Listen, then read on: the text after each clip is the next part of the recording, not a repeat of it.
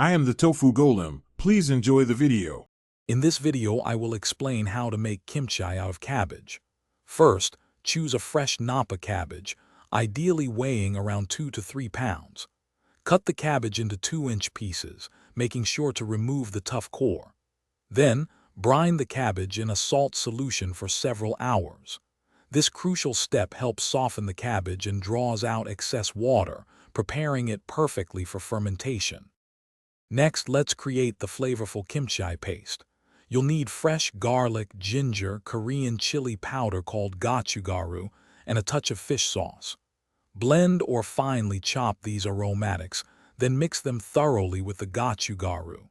Don't forget to add a sweetener, like a spoonful of sugar or a fruit puree, to balance the spicy and savory notes. This paste is the heart of your kimchi. Once your cabbage is brined and rinsed, it's time to combine everything.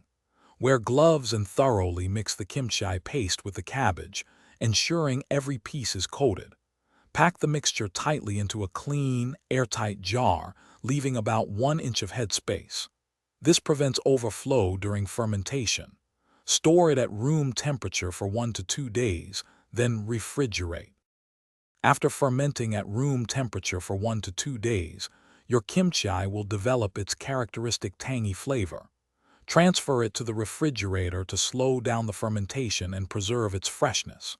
Homemade kimchi is incredibly versatile. Enjoy it as a vibrant side dish, in stews, or even with eggs. It's a delicious and healthy addition to many meals. Thanks for watching.